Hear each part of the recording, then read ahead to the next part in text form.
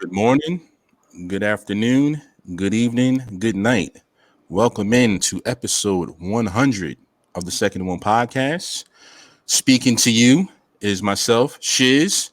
We also have Brother Mo Snell and Brother Taheem Green. Fellas, how are y'all feeling? We are at episode 100. It's still hot. I don't care what y'all tell me. It's Still hot outside. So it's still hot outside. Be careful. Super humid today. It was super humid. Yeah, you know what? Over the summer, it was like there were some days where it was like, yo, we might not make it. But now it's like 85 degrees. It's humid, but it's not too bad. But there's still gonna be a couple more hot days in September, maybe even October. But I'd rather have this than old man winter. So it is what it is. All right. So how this podcast works, we talk mostly about sports, hip hop, politics, and everything in between. We give it to you straight, raw, no chaser. And if we offend you, we apologize slightly. Now, there have been questions as to what our taking a shot segment is. So pretty much it's based around the name of our podcast, like second and one. When you're playing football, when the second down and you got 1 yard to go, you're going to take a shot because you have another down to get that first down. So we kind of use that metaphorically to take a shot across all of sports. And collectively we do about 80%. But when you're taking a shot, you're bound to have some hiccups here and there. So I'm gonna kick it off by taking a shot. We're going to go right to this NFL as we are approaching week 1 in about 48 hours. I'm taking it to this NFC North. Here we go. Are you guys ready for this? My taking a shot is that these Detroit Lions will make the playoffs this year. Now, before you guys laugh, listen to what I have to say. Okay. So Matt Stafford, he got hurt last year. They ended up going 3-12, 3-13, whatever. I'm not sure if they had a tie or not, but he was playing very well. And then they had to insert like two bums, like Blau and whoever else was the backup quarterback. So they had no chance to win. Now this year, Stafford is back. He has a lot to prove. He's a candidate for comeback player of the year. I like what they did. They picked up linebacker Jamie Collins. Desmond Trufant, he was with Atlanta. He kind of lost a step, but he's still, he could play a little bit. They picked up the rookie Jeff Okudah from Ohio State. They improved the offensive line a little bit. So putting all those together, along with Matt Stafford, some pretty good weapons, I just fully believe that even though this sounds like an oxymoron, it's Detroit's time. It's Detroit's time to either make a run to the playoffs, even get in the playoffs to possibly win a football game. But I just think like everybody's, saying that it's going to be Green Bay versus Minnesota to win that NFC North. I just think that, Detroit might have something to say this year. And that's my taking a shot. Detroit Lions, book them for the playoffs, especially with that extra playoff spot. Snell, your thoughts? As much as, well, first off, everybody has a shot this year. Just with everything that's going on, it's going to take a little bit of luck, and everybody has a shot. But I don't think the Lions have a shot. Prime example is that in the last minute, you're picking up Adrian Peterson. That's probably a sign that your football team needs some help. So with that being said, I don't think that they make the playoffs. I think they have a good showing this season, but I don't have them as one of my playoff teams. I'll leave it at that. Okay.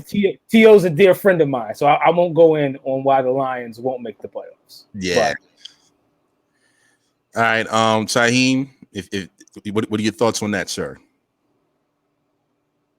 Taheem, this man's internet, man.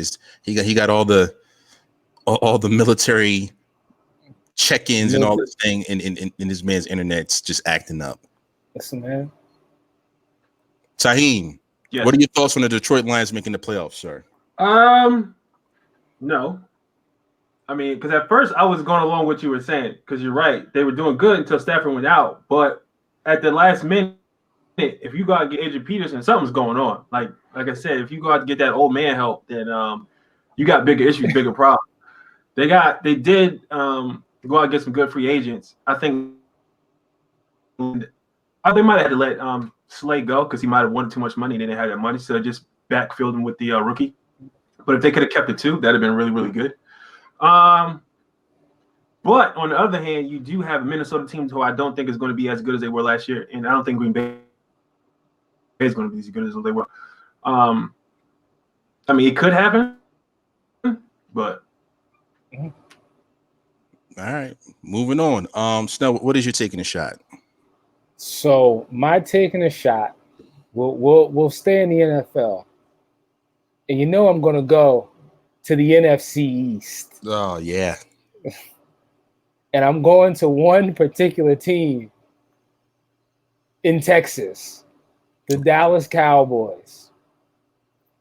I honestly believe that this year, Dak will give you an MVP-like season to the point where he's thoroughly in the conversation for MVP of the NFL. And Jerry will be forced to pay him $50 million a year. Now, he won't be forced to pay him that much, but I really do think that Dak's going to give you a performance. He's going to have a really good year, I think. I think all things aside, when it comes time, I think Dallas has enough weapons. They just have he has everything to work with. And I think this year, he's going to be a little more riskier passing the ball because he needs to. So I think in pushing the ball down the field a little bit more, he's going to make some bigger plays. And I think he's going to have a year where we're seriously at the end of the year talking about Dak Prescott for MVP of the NFL. That's my taking a shot. Well, I do think Dak is going to have a great year. I think he's in line for probably his best year as a pro. So I don't disagree with you there. Of course, the $50 million is just like totally absurd and ridiculous. But I think that Dak is due for a pretty good year. And we'll talk about this later with the Deshaun contract. It kind of came at like the perfect time where Deshaun got paid, and of course Mahomes got paid, and now you got some other guys getting paid, and it's just like Dak is like, you know what, I'm gonna just hold off, which is kind of brave because with COVID and everything, like everything might take a downward spiral, but I think that's due for a good year. I don't know if he'll eclipse Deshaun, but I do think it's going to, like, we could have got him for 30 2 years ago. We could have got him for 35 probably this year. Now, next year, it's probably going to be even worse, like 39, 40, 41, possibly. I think if he can throw up a big year, and I mean, like, if he can throw up an MVP caliber season, I think you have to give him over 40. Like, I think that's hand. If he's in the, not even MVP, if he's just in the running for it, like having like, all right, he's one of like, he's possibly could win. If he gets player of the week 4 times, like you got to give him that 40 million. Yeah. You got to give it to him. This is how it is. Like, it's just the cost of doing business at that point. Yeah. Well, I mean, Taheem had to step away because his internet is acting up. I don't know if it's a storm in South Jersey, but he'll be back shortly. But in the meantime, round of applause. That was our taking a shot segment. All right, so we're going to move into these topics. As I said, the NFL is upon us. Thank God. I didn't know if we was going to make it, but we are here. We're here. So I guess we could just start off with our favorite teams. I mean, the Bucks have had an off season that you could probably never forget. So I'll let you lead the way. Like how are you feeling about the Tampa Bay Bucks? I feel optimistic. I feel optimistic about what we can do, but I've had the same issues that I've had with the Tampa Bay Buccaneers for the last 3 to 4 years. And that's we can't cover nobody. Our secondary is awful. And that's at the end of the day, it's going to be I feel we may have the same issues. We may have the issue of we're in a close game and we can't get the stop you need to get you off the field. Like that may be the issue, unless, I understand the optimism that, us Bucs fans have as far as, well, now we have like Tom Brady, who's not going to throw the interception to throw the game away. Or we have Leonard Fournette, who can just grind the clock out and shorten the game up for us. But at the end of the day, if we're in the NFC South and if you can't get a stop, if you can't stop the pass and get a stop, you're in trouble. Like at the end of the game, the ball is going to be in Drew Brees' hands. The ball is going to be in Matt Ryan's hands, and the ball is going to be in Teddy Bridgewater's hands. All of those three guys, they're safe with the football and they can make plays. So you have to, at the end of the day, get stops. And I still think with our secondary, we're going to struggle with that. So yeah, I think we can go. I think we can go. 10-6, 11-5, get into the playoffs. But I just think the secondary is a big. I think it's a bigger issue than people recognize. Yeah. As we welcome Taheem back, Taheem, we were talking about our favorite teams and what we think they're going to do. Snell was he was talking about the Bucs. With the Cowboys, I mean, Zeke said it earlier this week, or you said it late last week. I think, like, talent-wise, like, this is one of the better teams we've had in quite some time. The offense especially, we got, 2 proven receivers. Then we add a rookie like CeeDee Lamb. Zeke is going to be Zeke. The offensive line is getting a bit older, and they're banged up, so that's not good. But, on the defensive side, our secondary is not that great, but our defensive line should really, really cause a lot of havoc.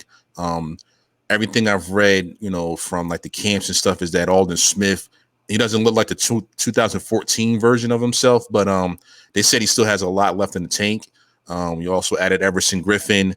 DeMarcus Lawrence is coming off a bad year, so he's going to have a lot to prove. So I'm pretty excited about this team, but I can't be all the way excited because we still did not sign Earl Thomas. This has been a thing for like the past 2 years. Now he's available for the taking, and I understand that there's going to be, problems in regards to, locker room issues. But hey, man, just go for it. And if he's acting up, just get rid of him. But we got to at least give him bring him in and see what happens.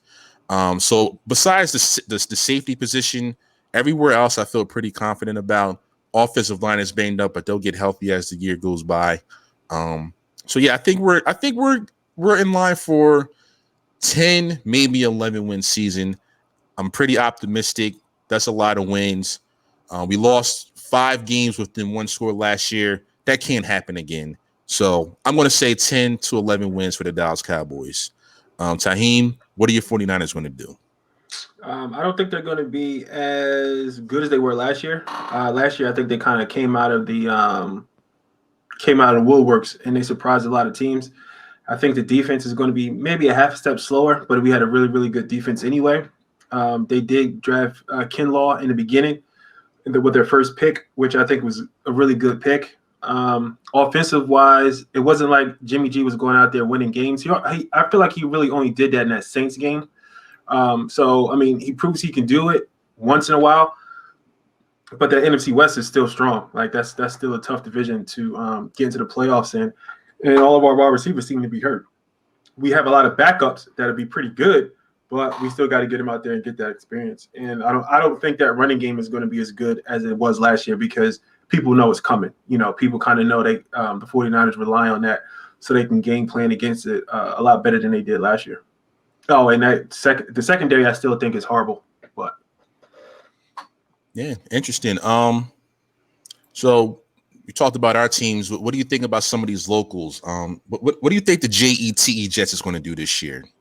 Fall off a fucking cliff. Yeah, I think the Jets. I mean, I don't know, man. Like, They got Gase, right? They're talking about Frank Gore might be the feature back. Like they said, Le'Veon has lost a step. You can't lose a step from Le'Veon and then go to Frank Gore. That's an issue. They say Frank out there looking fresh. So I mean, I don't know what that means. Defensively, of course, Jamal Adams is gone. CJ Mosley opted out. I don't know, man. Like 6 wins. That's what I'm thinking. Like 6. I think 7 and 9 would be a very, very great season for them. Yeah. But anywhere from 5 to 6 wins, that's probably what I'm thinking. Snell, what do you think?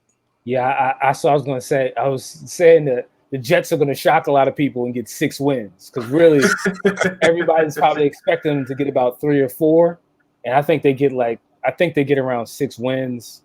I just can't.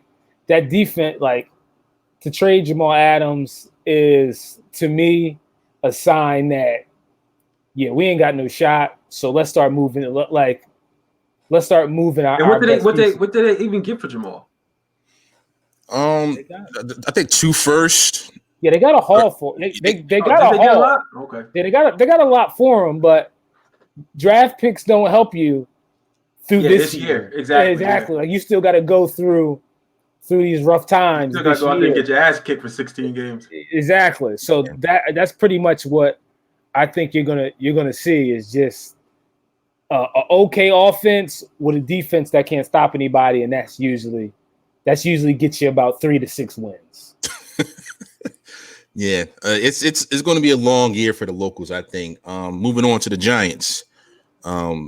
Joe Judge, he's bringing that Bill Belichick coach boom mentality where, you know, he's making players run laps for making mistakes. You know, he has defenders wearing tennis balls inside of their gloves so they don't grab and hold onto offensive players. And, you know, Daniel Jones, he showed some ability to throw the football, but he also just fumbles too much. So that has to be corrected.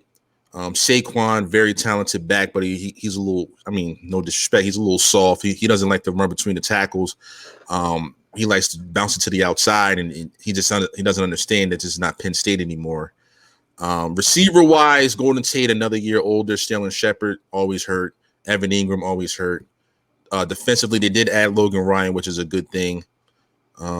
Their draft pick, McKinney, got hurt for the year. So, I don't know, man. I do think this team has some ability, though. So I'm going to say 7 and 9, 6 and 10, just like the JET Jets. Saheem, your thoughts? Man, these Giants are fucking dumpster fire. They might not get 3 games because they don't got nobody to throw the ball to. Like you said, everybody's hurt. They need to fire the strength and conditioning coach. Daniel Jones he didn't show me anything last year. I just think I think he just benefited from the circumstance. And you're right, Saquon is not, like, when you talk about fantasy, he's like one of the 3 backs, one of the 4 backs you always want to get. But to me, it's just like they're just depending on him because that's their only sure thing. But like you said, he doesn't like to run in between the tackles. He's always jumping outside, trying to get yards there. And then he gets hurt too. So in the defense, they're trash. They had to release the dude that was at the party shooting people up. Oh yeah, DeAndre Baker. Yep. Yeah, they had to release him. Like the Giants, the organization is run like the Knicks. It's just shitty. It's just shitty. Your internet's acting up again, Sam. I have to get rid of you now. No, go ahead. Yeah, I think the Giants will be bad kind of by design. I don't think they want to win too many games. So again, I think they may shock the world and get 5 wins. Like that's pretty much. So, but the crazy thing for the Giants and the Jets, like if they tank the season, yeah, you get a draft pick, but they got their quarterbacks. The thing is, like, if you're going to tank, at least you're going to tank for a quarterback. But they probably both feel that they got their quarterback. Yeah, that's what I'm about to say. Like, there's no reason for them to tank because they got their quarterback to the future. Like, what are they doing? But when you have such putrid defenses, you need like You need pass rushers, you need pass. You need an elite pass rusher. You're not getting an elite pass rusher when you're not towards the top of the draft. So to get the Bosas of the world, to get the elite pass rushers out of the drafts, the Clowney, like to get those guys, you need to be at the top of the draft. And I honestly think for next year, I think the world kind of like not the world, but the NFL world it lucked out the last couple of years because there was a lot of defensive ends, good pass rushers. I don't see a lot of defensive ends, pass rushers coming out of the next couple of drafts. Maybe outside linebackers per se, but not hands in the dirt defensive ends like the Bosa brothers, the guy that just went to Washington. Yeah, exactly. Yeah. It's not too many of those left. But to get those guys though, you gotta be trash. Yeah, you got to be at the top of the draft. So, yeah, interesting. I mean, again, 6-10, 7-9. That'd be a very successful season in my opinion. All right, moving on to these Eagles. They got big injury problems like already. Offensive line. That's God's work. They got too cocky after their first Super Bowl. That's God work. Hey man, I don't know. Like offensive line is banged up. A couple guys lost for the year. They're moving Peters over to left tackle. He's 40. Like he's I don't know if he can still. I can get past Peters. Wentz, he's one fingernail away from being out for half the season. He played all 16 last year, right? Yeah. Then first drive in the playoffs, Clowney tried to take his head off, and Clowney tried to kill him. He tried to see how fragile he really was. It worked though. Off with the receiver Rieger, he's hurt. He's not going to play week 1. Alshon is hurt. Alshon needs to retire. Like he ain't. Stop it. He ain't. Not my guy. Alshon. Alshon ain't your guy. He's your guy. Alshon ain't looked right since the Super Bowl. Like Alshon Jeffrey single-handedly won me a fantasy league. That I'll never turn my back on Alshon. Yo, when he was with the Bears, he was super productive. He wasn't getting hurt as much. But it seems like besides that Super Bowl run, he's been hurt. And then he'll come back for like a play. They'll be like, oh, Alshon's ready to go this week. He'll come back from a play and be limping off the field like he broke his big toe and he cannot continue. Now you know what the turning point for him was? That playoff game was against the Saints. He dropped that pass. It got intercepted. I think it was the year after they won. So ever since then, it's just been like, all right, man, that's it for you. But I don't know, man. Like, or defensively, the secondary is bad defensively. Yeah, it's just, but I don't know, man. Like, because I remember last year they had rookies and like a bunch of backups basically for the secondary, and then the front was pretty good, but it was like that back end you can eat them up. So the front wasn't even getting to the quarterback fast enough. So I mean, it was just a bad combo. But they did pick up Slay, right? Yes. Yeah, they got. They had to though. They had to do something because the secondary was so bad, and they might have had to go out and overspend to get him, which is always bad. Yeah. So Eagles though, I mean, they have a championship pedigree, I think. So no, they don't. I think they'll be hovering around a playoff spot, not maybe a wild card spot. I don't think they'll win the division. We'll get to that in a minute, but I do think like they'll go like 9-7, 8-8, 10-6 at the very, very best. I don't think they're going to be a bad team. Saheem, I know you're going to say something while they're going like 3-13. Like I don't think they'll be that bad. But yeah, like 8-8, 9-7, 10-6. I think they're in that range. I'm telling you, what do you think they're going to be at? I mean, I'm being super generous when I say they're going to go 0-16. No, I'm lying. I just hate the Eagles. I hate their fans, so I hate them. I think because Washington still doesn't know who they are, the Giants are trash. I'm pretty sure Dallas is going to win that division, so that just leaves the Eagles right there. And I think if they can stay in games long enough and get some, because there's no real preseason. If they can figure their way out for the first 4 games, I think, like you said, they'll be hovering around that spot. Because I do think their coach is a pretty good coach, so he can will them to win. But even if they get to the playoffs, they're gonna get bounced the first round. Yeah, I definitely don't think they're a Super Bowl contender. But playoff wise, I think they can. Unless they trade for Nick Foles again. Well, he can't even beat out Mitch, so who knows what's going on with him? I don't know what the fuck is going on in Chicago. Yeah. All right.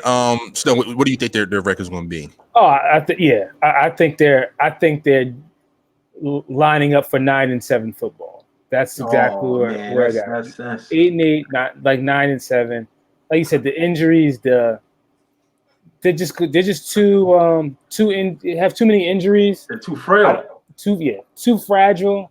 You don't really have I don't think you really have the dynamic weapons to make big plays happen. Like, because who their backs? They got Miles Sanders and who else?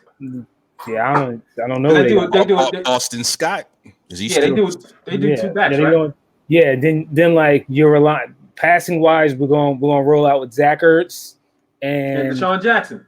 And Deshaun for a week and a half, and then he's hurt. Then he's hurt. Deshaun Jackson. He gonna catch one pass for 60 yards and had to come out because he sprained his butthole. Yeah, but you know what though? Like Arcega Whiteside, like something like that, whatever that do. It's something like you don't got no options there. Yeah. But week 1, right? So I don't think they can win the game, but I think Washington might give them a problem because if anything Washington is known for now is that defensive line. Yeah. They're going to cause some problems. They can't score and they can't cover nobody, but that defensive line should keep it interesting. So that's a game that, as I'm putting my bets together for week 1, I might just, throw $10 on the Redskins money line just because it's week 1 and we're excited that football's back.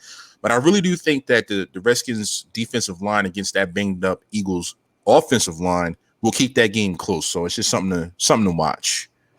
Yeah, 100%. I think because they haven't seen them on the field. Nobody has seen that team, and it's so fresh and so new. I think Washington might come out and beat them. It'll be a mistake because I think the Eagles are better, but you're right. Yeah. All right. Moving on. Let's go through our playoff teams again. 7 teams per conference. Any one of y'all want to start it off, or y'all want me to start it off? So how we go? Yeah. So I would say how are we going to do this because some teams are just a straight lock. Yeah, I mean, just go with how you feel. I got a couple surprises in there, but for the most part, it's a bit chalky. But Taheen, go. All right, so let's collectively do the NFC first, and then collectively do the AFC. Yeah. Like NFC. All right, so give me your we'll all take turns saying our NFC teams, then we'll do our AFC teams. Okay. All right. First I got the Niners. All right, Niners. Fair enough. They're in my list. Okay. So you have them as the number 1 team. Yeah, I don't have the seeds. Oh no, I got them as number 1. Yeah, I got seeds. Right. Yeah, because there's only one bye this year. There's only one team that's getting a bye. So okay, so I'm gonna give you my 7. No seeds, but these are the 7 teams I think are in: the Cowboys, the Seahawks, the Bucks, the Packers, the 49ers, the Saints, and the Rams are my 7 teams. Gotcha. In the NFC. All right. So here are mine. These are my division winners. Okay. New Orleans, Green Bay, Seattle, Dallas. The 3 wild cards: Tampa Bay, San Fran, Detroit. Okay. Okay. I was puzzled because I'm with you, but I think the 49ers actually win that division. I think they find a way to win it. But everything else, I'm pretty much in line with what you said. Yeah. I think there's shit teams that they can't fill that gap. But I do think the Bucks are probably going to win that division too. Yeah, I think because that NFC West is tough. So I think the 49ers or the Seahawks win it, and then even with the Ram, I think I have the Rams in there. Yeah, I can even see the Cardinals getting that spot. I think all of those teams are legitimate playoff threats. All 4 teams are legitimate playoff threats. But I definitely think the Seahawks and 49ers get. I don't know who wins the division. It'll be something ones. They both might be 11-5, and it'll be whatever the tiebreaker is. Yeah, because it was the same thing last year because we won the division last year by a yard when he stopped that tight end. Yeah, literally exactly. 1 yard. Yeah, that was wild. Exactly. So I think those two will be back winning it, and then I think it'll come down to like, we beat the Cardinals by more points in Arizona, like some crazy tiebreaker rule for one of them to win the division. Yeah, like, we got the less COVID patients. Exactly. Yeah, that's going to be a thing too. All right, moving on to the AFC teams. I'll kick it off. These are my division winners: Baltimore, Kansas City, Buffalo, Indianapolis. Wild card teams: New England, Houston, and the Cleveland Browns. Whoa. Ooh. Whoa. Okay. So I don't think Cleveland gets in just because the Hugh stench is still over there. And I think the Patriots actually win that division. And I think in Buffalo becomes that one of the outside. Yeah, that's a literal coin flip. Like either. I just think the Patriots win that division and then Buffalo fills in. What do you think about the Colts? I got them in there. I got them winning the division actually. So to me, the Colts are super interesting because when you think about Phillip Rivers, what do you think? You think he's just basically the Caucasian Jameis Winston. He just throws the ball and it's usually to the wrong team. But now he has a better offensive line. Yeah, that's correct. The offensive line is better, but he had better actual skill position and weapons in Los Angeles, I think. Because he had Keenan Allen, he had Williams, he had Gordon, and I can't think of his name. Oh, Eckler. Running back Eckler. Yeah, he had them. So in Indianapolis, who does he have? He has T.Y. Hilton. He was hurt last year for a little bit. Doyle. They got a bunch of running backs. Yeah, they have such a good O line. You could just line anybody up at running back. That's the dangerous thing about them. Yeah. So, but outside of T.Y. Hilton, who are they throwing the ball to? Me? Yeah. I also think Anthony Lynn, I think he makes some bad decisions. Like I think he's a defensive coach, and that's just his thing. He kind of just lets the offense do. Like the Chargers lose games that make you say, "How the hell did they lose that game?" And that happens every single year with that team. So I think the coaching is an issue with the Chargers. So maybe that might be an upgrade for Phillip Rivers too. It's just the fact that we're just coached better a little bit. Yeah. So, and then Frank Reich is he's a quarterback. Yeah, he's a quarterback. Yeah. So he might, be able to, talk to Phillip in a language that he understands. Yeah. All right. Tahim, what are your AFC teams? With no seeds, you definitely got Baltimore. You got Kansas City. Mm-hmm. I think the Chargers get in.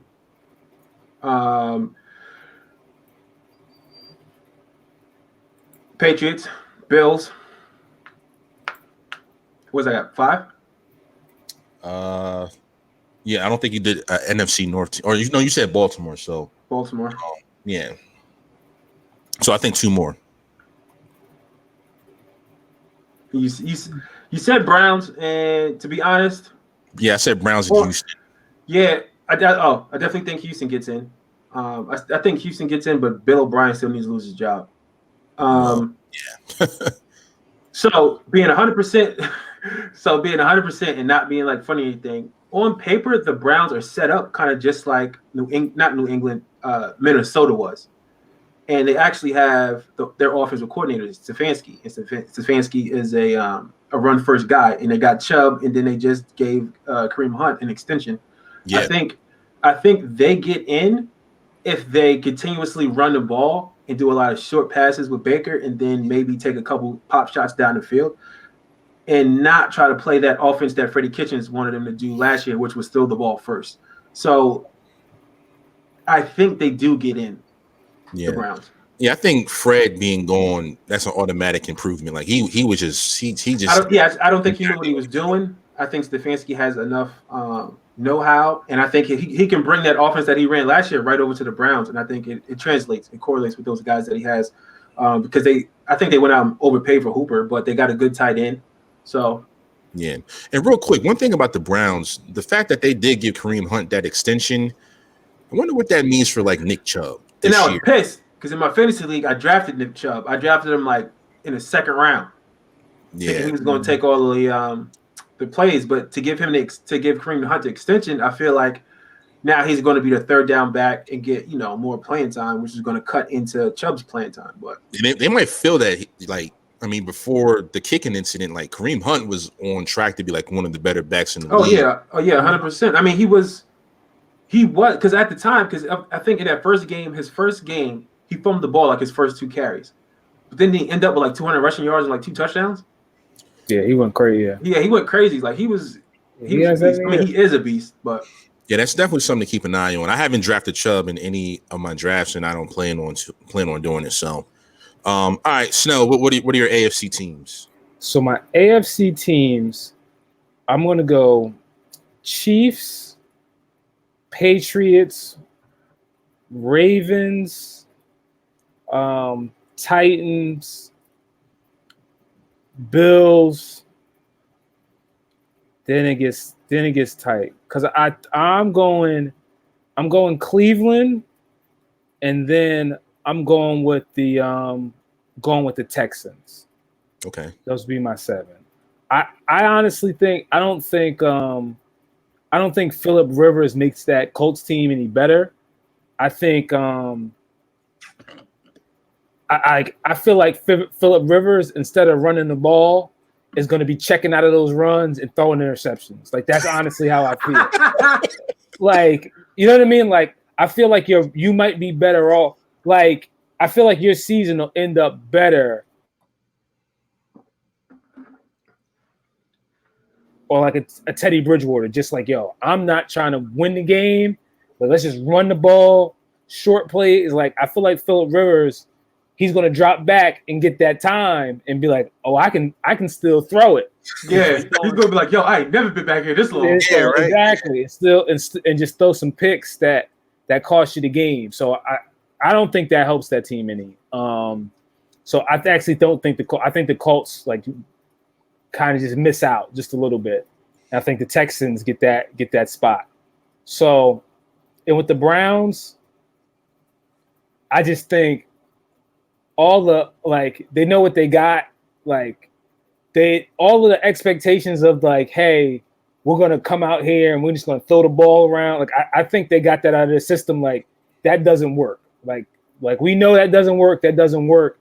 So let's run this ball and then take our shots with Odell and Juice when we need to. But we're going to just try to run this ball and then throw bubble screens and y'all make a play. Like I don't think I think now they got that all figured out of like, yo, we can't just have Baker dropping back and throwing 50 times a game. Like that's just not going to work for us. So I think they got that figured out. I think their defense is always somewhat solid. So I think Cleveland finds a way to get in. Long as they don't all go to the club at the same time on camera or something like that. And like, yeah, the Browns are suspended for breaking COVID violations. Like, as long as that doesn't happen. Yeah. All right. Round of applause for our predictions. Staying right here in the NFL, though, we have some other things to talk about. Deshaun Watson signed a 4-year, $156 million extension, brings his annual average to about $39 million. We kind of touched on this earlier about how this affects Dak and his negotiations. And, I've been saying for the past couple of years that, Dak, while he's a very good quarterback, he just doesn't show those special qualities like a Mahomes or a Watson or Lamar shows. But now, if Dak has a really good year, you're going to have no choice but to pay him something substantial. And it's kind of like making me think back to like, man, we kind of like dropped the ball on this because even though Andy Dalton's on the roster, like we can't move forward with him. Like that was just me just being kind of silly. But yeah, now that, I was complaining about what Wentz and Goff were getting. No, now those are huge bargains because those are only like $33 million. Now with Mahomes getting 45 a year, Watson getting 39 a year, Lamar's going to get paid, which is going to be ridiculous. So Dak is just like sitting there. Hey man, look at the numbers. You have to pay me. I don't think he eclipses Deshaun Watson, but it's going to be way more than I was thinking. It's probably going to be like right with Deshaun at 39 instead of what I wanted, 27.5. So, I don't know, Taheem, your thoughts? Yeah, man. I think Dallas, Jerry Jones, man, he should have came off that boat, got on the phone. He screwed himself because he waited way too long, and then Deshaun got paid. You're right. Lamar is going to get paid. Mahomes got paid. Like he just screwed the Cowboys because I knew what he was doing. He didn't want to overpay Dak and then screw the team in the future. They didn't have any cap room or anything like that. But now he's going to have to, if he wants to keep Dak, he might let Dak walk and grow with the Red Rocket. I don't think because you got to think about this too. If Jerry isn't willing to pay it, somebody might be out there willing to pay that money. The Jacksonville Jaguars, nah. They might. Yeah, I don't know. Snell, your thoughts? Well, like I tried to tell you, I kept trying to tell you to sign the man because it's the same thing. Like I always say, rising tides raises all ships. So once everybody else's money starts going up, my money's going up too.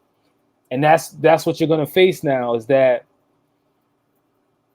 you know, you have Dak's going to be sitting in a spot where, like you said, Deshaun got paid, Mahomes got paid.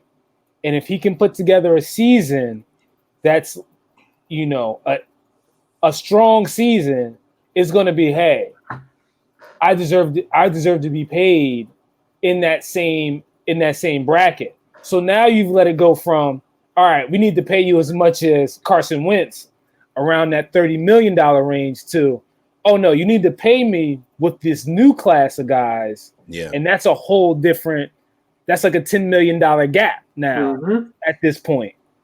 But that's where, you know what I mean? That's the game you know what I mean? That's just the way that it works out. Yeah, that's just the market right now. Exactly. So like, instead of signing him back when Wentz got his contract, you waited, and now it's like, wait a second, the most recent signings are this, and that's where you're going to land. So I think if he could put together a strong year, I think he can get that 40. Like I honestly think he can get it. But I don't know. I just don't know. I don't know if Jerry will pay it. But if he doesn't pay it, I think somebody, like if he puts together a year that I kind of how I saw it, like a MVP caliber year, if Jerry doesn't pay it, somebody will pay it. So I feel like this is going to happen. He's going to put together an MVP type year because of all of the weapons he has around him. He has a good O-line. He's going to have Zeke running the ball, and he has 3 really good wide receivers. Yeah. Jerry's not going to want to pay him 40. He's going to go to Jacksonville and then suck for the next 4 years. Could possibly happen, or something that like. So this is primarily what I think could happen. He'll have a great season, great year, and whatever. Jerry's not going to pay him. Then a team like the Chicago Bears, who are like, yo, we got a pretty good team. We just have the worst quarterback room in the NFL right now. A team like that, I'll take the shot on them and say we're not going to mess around with this draft again. Yeah, like we're like our drafting ability on offense hasn't panned out too well. We're going to go get a quarterback like that. I think you'll see somebody like that take a shot. All right, fair enough. Round of applause.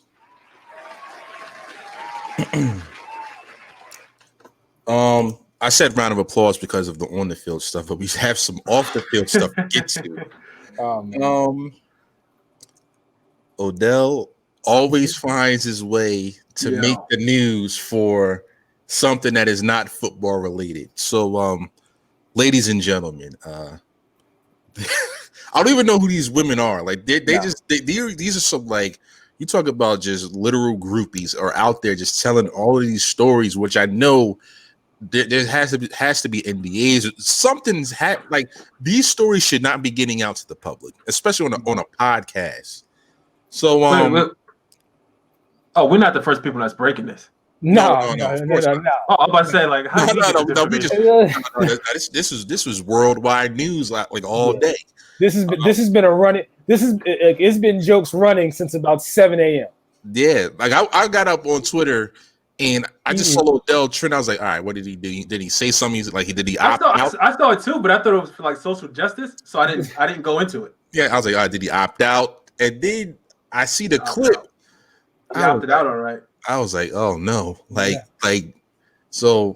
I mean, I'm not gonna get too graphic, but he has a sexual fetish that is Allegedly. Allegedly. Excuse me. That is abnormal to say the least. I don't have any thoughts. I'm not in the man's business. I don't want to be in the man's business. But my biggest thing is like, you gotta call a spade a spade. That's a sin. Yeah. You can't exactly. You can't be doing that, yo. Nah. You can't. How do you even approach somebody and say that? Like, I can't even say it. Well, so according to the groupie, again, this is all alleged. She said that Odell wanted her like not to wash it. This is too far fetched. This is what I'm saying.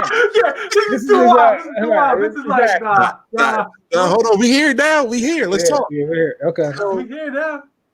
He the woman also said that Odell wanted her to like take a video of her taking a shit, like just so to see if she could meet the criteria of what he wanted in regards to like flying her out.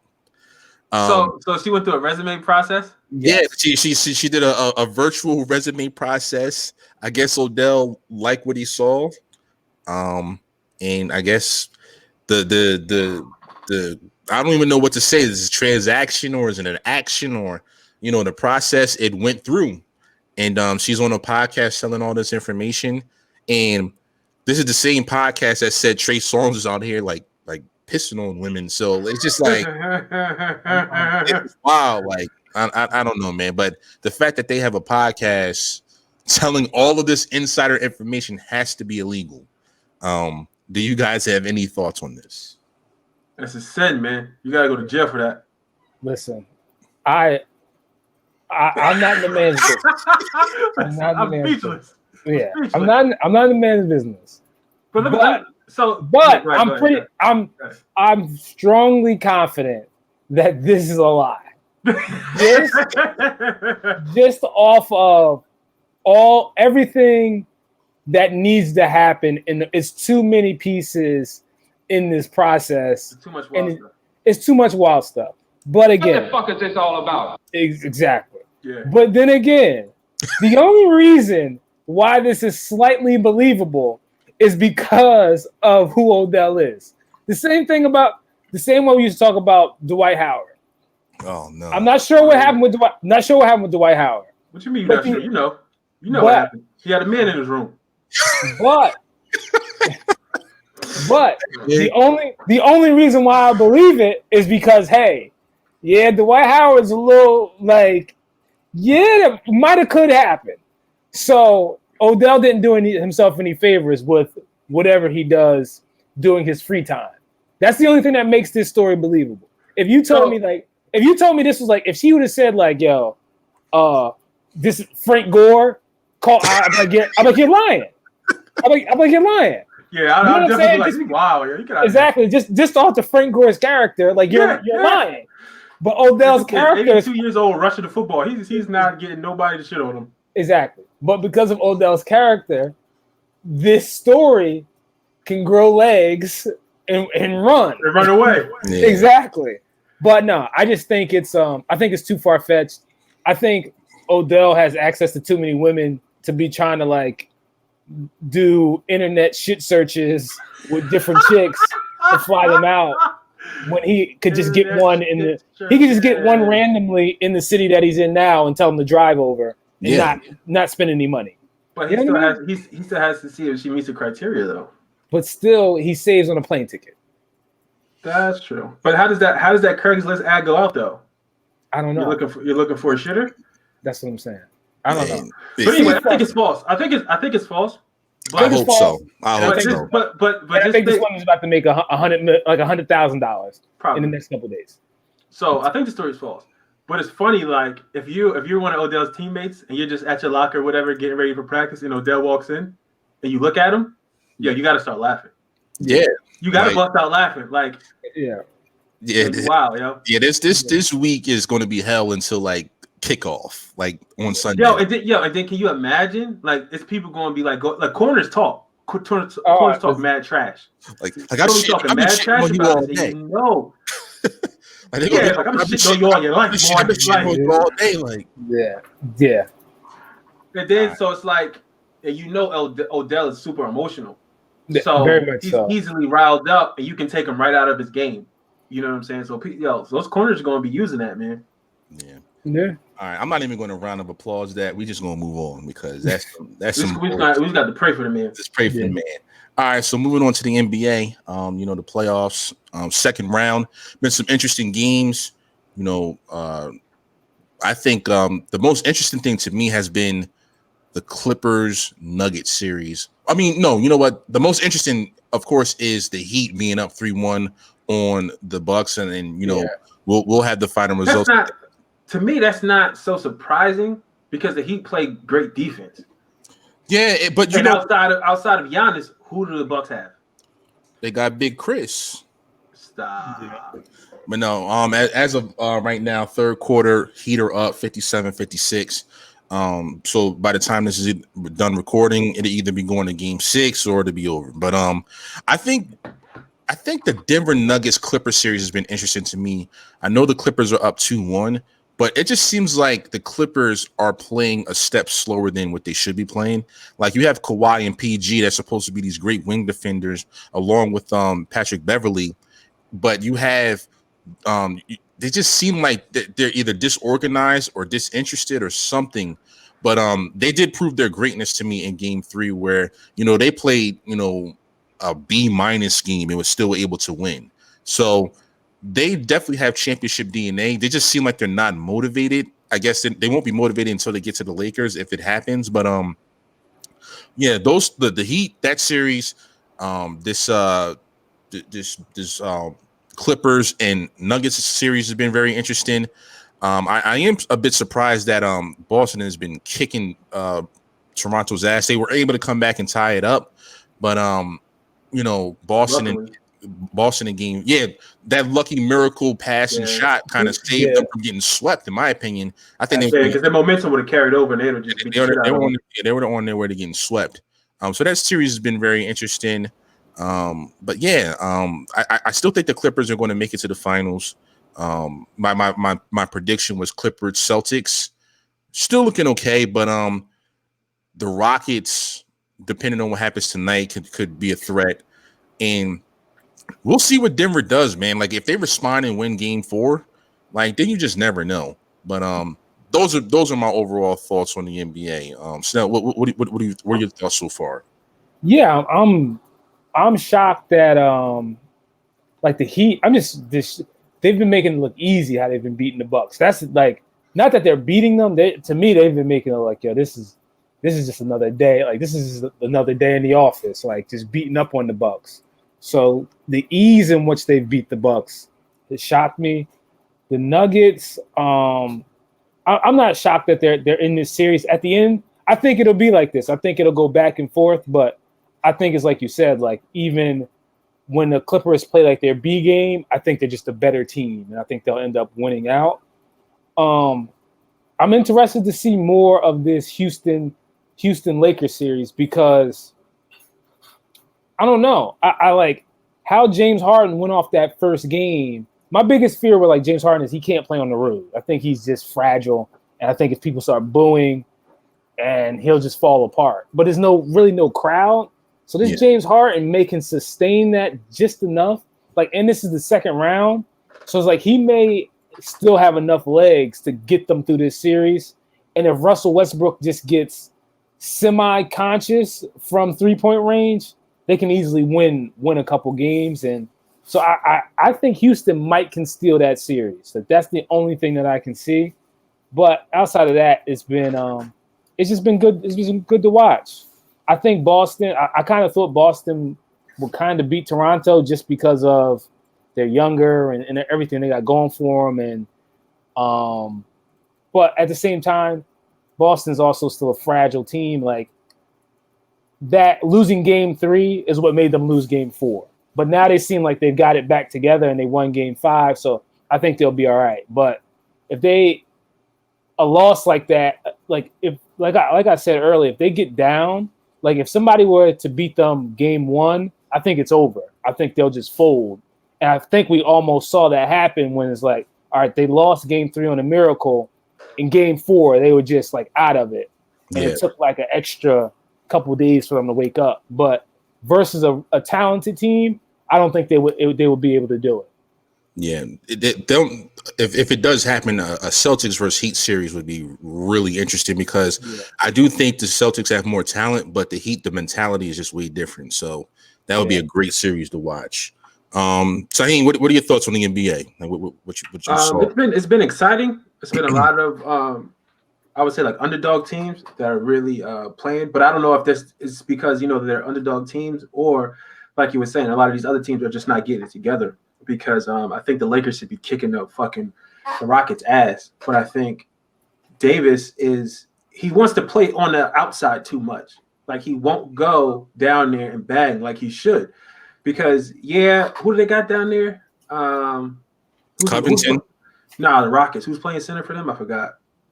Covington. Head guy. No, I thought it was for the Rockets. Yeah, not Gordon, but Tucker. They do be Tucker. PJ Tucker. Oh yeah. Yeah. Nah, they do just be disrespectful with like, yo. Yeah, because like exactly a couple of times I've seen like, yo, we putting James Harden on like this Anthony Davis, and I'm just like, what is this? Yeah, exactly. Like, yo, just throw it inside all day. And I understand he can shoot the ball, he can dribble, but you need to be back to the basket, backing him down. Like getting these easy buckets, He's built like a brick, though. You can't move the dude, and he's PJ Tucker. Yeah, and he's strong. Yeah, he's super strong. But and I think like after this series, teams are going to be like, yeah, we might be able to get away with this, and then that's gonna bring back the real big man, like not just the Anthony Davis height, but you got to have like a Cousins, like you got to have size too. Yeah, you know what I mean? Saying you got to be big enough to battle down there. So I mean that series is interesting. I think the Lakers win, but I think they should be up. You know what I mean? I think they should be like sweeping those guys. The Clippers, like you said, I think they have on nights and off nights. I think they entered the bubble thinking like, all right, it's game time. We can just turn it on and go from here. But they couldn't do that, as you can see, because Pat Beverly played. I think his last game was the second game back, and he did good, but he just didn't fit right with the team yet. You know what I'm saying? They still got to get their coordination together as a team. And then you have Denver, who I think they're just playing off of the momentum that they had from the last series. You know what I mean? They're just carrying that over, and it's lasting them this long. The Heat, they're just beating the hell out of the Bucks. Like that's laughable. And then the Celtics, they're doing a really good job. I thought Toronto was going to win that series, but I don't know, man, because I feel like everybody on the Celtics is contributing. I think that's where they're really getting it from. It's not just a Brown thing or a Tatum thing. You know what I'm saying? Like everybody's contributing. So it's real interesting to see the NBA kind of develop the way it is. But yeah, it's good. Yeah, now you bring up a good point about PJ Tucker playing center. Like he's only like 6'6" at most, and he's able to like Anthony Davis he's gifted. He's going to score, but he's not scoring in the paint. He's shooting jump shots and stuff. Jump shots, all this other shit. So just imagine if the Rockets had to play the Bucks with Giannis. They'd do the same thing to Giannis to stop him.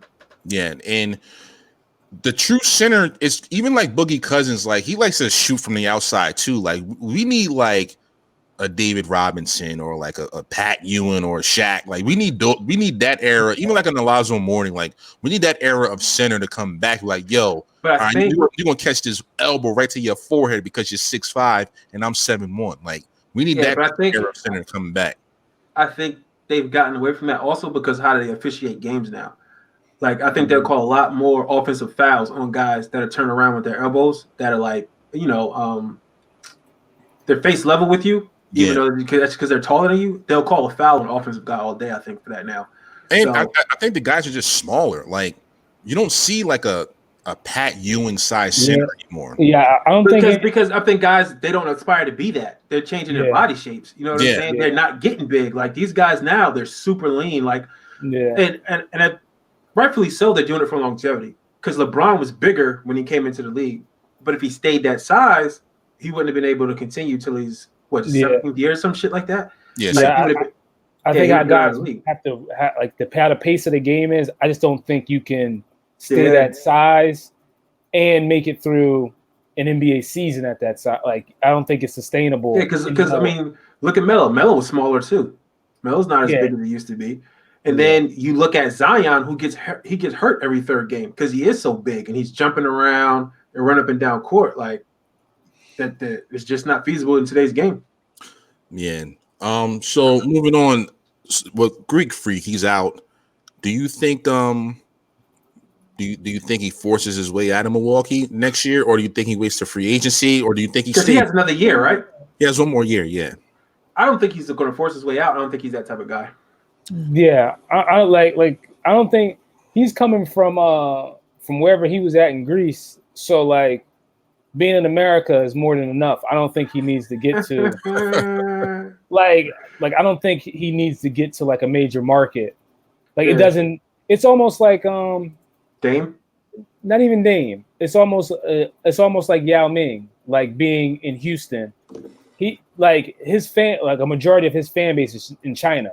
So he's going to get his sales and everything regardless. So I don't really need to, like, he dominates the single market. So, like, whatever Giannis wants to sell in Greece, it's going to sell whether he's on Milwaukee or he's in LA or he's in New York. Like, he's going to sell regardless. So it doesn't really, it's not like Kawhi Leonard when he was in San Antonio and it's like, yo, I need to get out of here because this is affecting my endorsements. Like it's not. I don't think it's that situation. But I also think that Giannis, he wants to win. So yeah, I think Middleton is a nice third piece, not a second piece. So they need to get a guy in there, and I don't know who they can get because it's Milwaukee. I mean, they can trade for somebody, but as far as like signing a free agent, like who's out there and who do you think will be willing to do so? So I think so. I take that back as far as forcing his way out. I think he does play next year, but the following year when he's a free agent, that could be problematic. So, yeah, I think he leaves when he's a free agent. I think his career path will be more like a Dirk.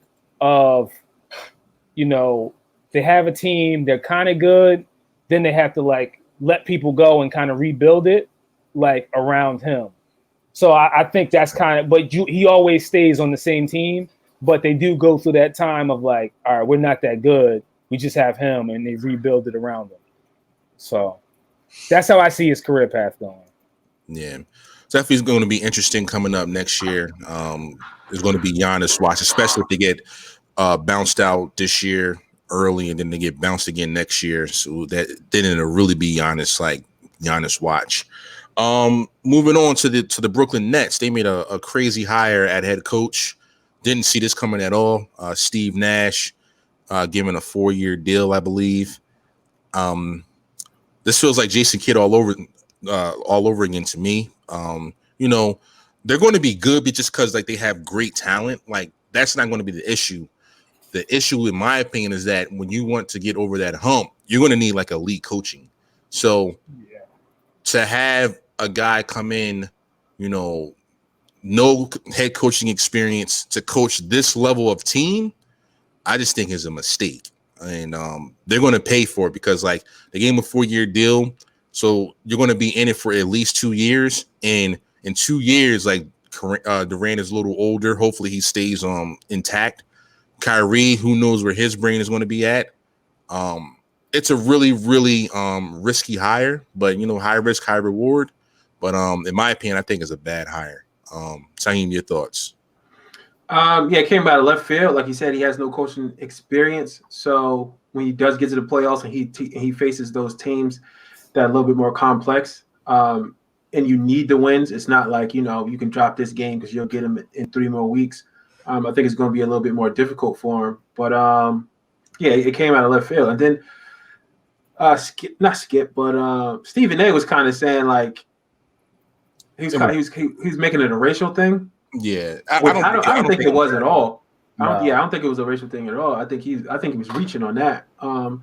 I think Steve Nash is well respected for what he did in the NBA. I think he has a lot of friends in the NBA, and I think the Nets looked at this as like, we're going to get this guy, and hopefully he can unlock Kyrie's full potential, because we already got KD. We know what he can do. Like, KD is a lot less bothered by everything else that goes on around him when it comes to basketball. Like, he can separate all that stuff. But Kyrie is wishy-washy even on the court. You know what I mean? And I think they just need a coach to kind of stabilize Kyrie, because with that duo, I mean, if they're both firing off on all cylinders, that's a hard team to beat. Oh yeah, they're going to be they're tough, but if it doesn't work, especially in year 1 or 2, then it's but that's a chance you got to take if you're trying to win. Yeah. Yeah. Snow, your thoughts? Yeah, I don't really think it's risky as far as like when they hired him. Obviously, this is the direct, like, KD and Kyrie are also at the meeting to talk. Like, so I don't think it's risky from that point. Like, I don't think it's like, yeah, we hired Steve Nash and we don't know how he's going to work out with Kyrie and KD. Like, I think they already have had that discussion before the hire. Like, is this someone that you want to coach you? Like, I think that's more the route that it went. And Steve Nash is like, I know Steve Nash has worked like individually with players as far as like player development. So I'm not really worried about it from there. And he has a high basketball IQ, similar to like a Jason Kidd. You know, he just has a high basketball IQ. So him coaching is not that far off. But I just think he has to put himself around, similar to what Jason Kidd did, is get yourself a super team of like assistant coaches also. So like, if you're Steve Nash, like, yeah, it's Steve Nash and my assistant coach is like Alvin Gentry. Like, yeah, like okay, like that makes sense. Like, go get yourself damn near head coaches as your assistant coaches to make it work out. But I think it'll work because I just think everybody's on the same page as far as KD and Kyrie, as far as this is who I want you to hire. And that's and like you said with Stephen A, with the whole, because Stephen A's thing is like, why didn't Mark Jackson get a shot?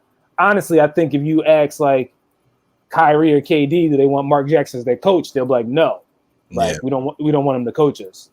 So that's kind of how I see it went. It's just that this is KD and Kyrie like hand selected pick. So if it doesn't work out, we did what they said. So you know what I mean? It's almost like the Knicks getting Phil Jackson. Like, if it doesn't work, it's just like, man, we went and got Phil Jackson. Like, like what more can you say? Like, yeah, like we went and got the best available for what we thought would work. So, yeah. All right, round of applause for basketball. Moving on, some current event stuff. Former mayor of New York City and former presidential candidate Michael Bloomberg gave $100 million to 4 HBCU schools for the medical portion of the schools. Thought it was a great gesture, and you know, just thinking of it like on the broad scale, like having more African American doctors, and you know, having more people of color, just like in a profession of that field, can only help. I'm sure Bloomberg has a motive behind that. I haven't figured it out yet. It can't just be like, oh yeah, you know what? I woke up today, I'm giving $100 million to some black kids. Like that, it couldn't have been that. But overall, I think the gesture is great.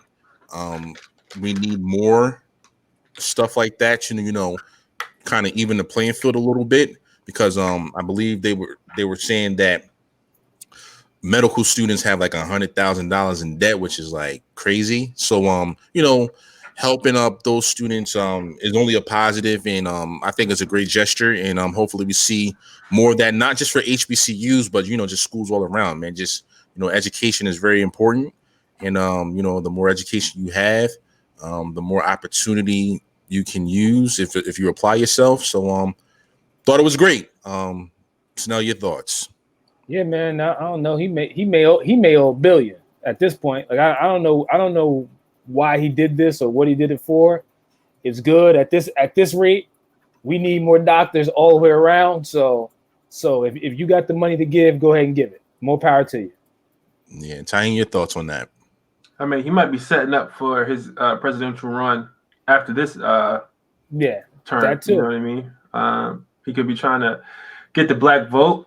But it's overall it's a great thing because the medical field comes with a lot of debt, and if you don't get a job, kind of right off the bat, then I mean you're paying on that debt, and it sucks. But for those doctors that do, they're able to capitalize off of this.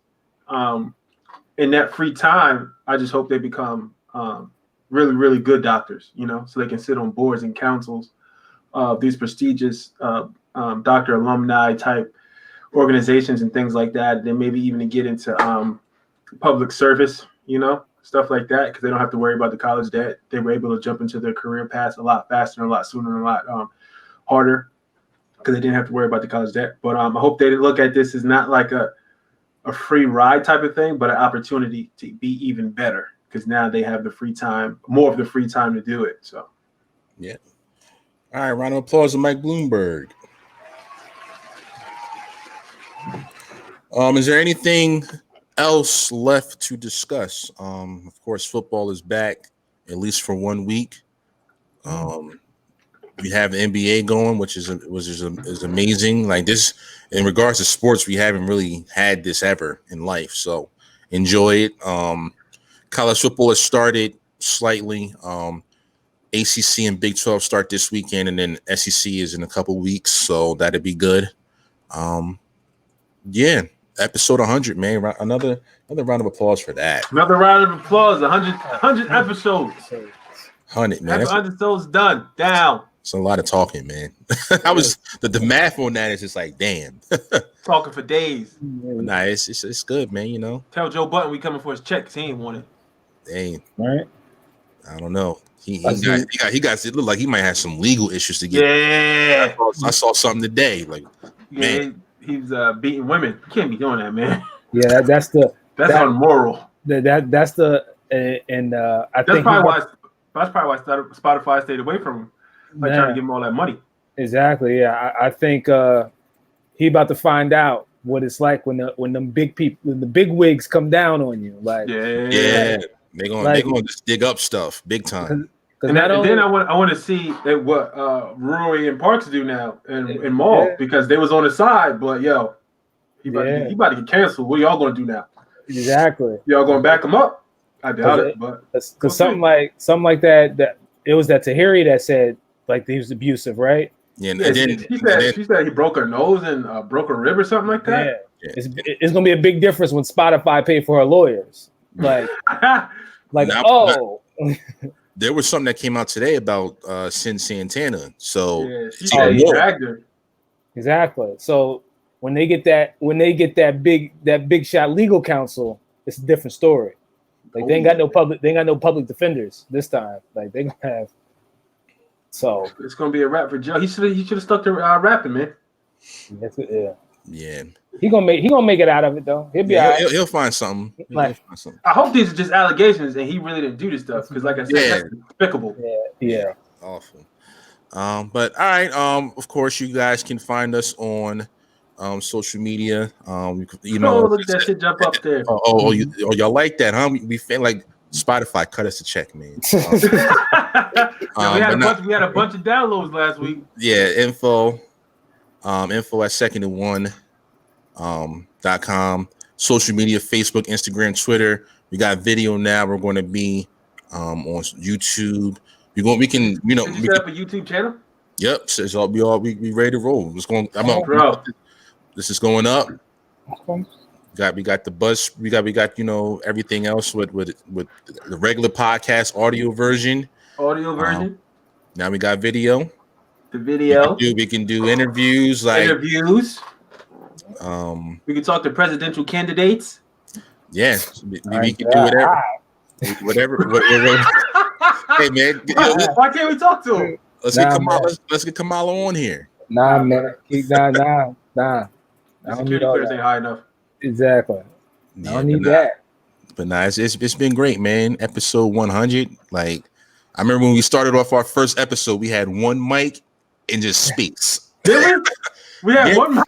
Yeah, We had this one mic right here. This I Yeah, one in the remember mic. center. that, yeah. in the You center.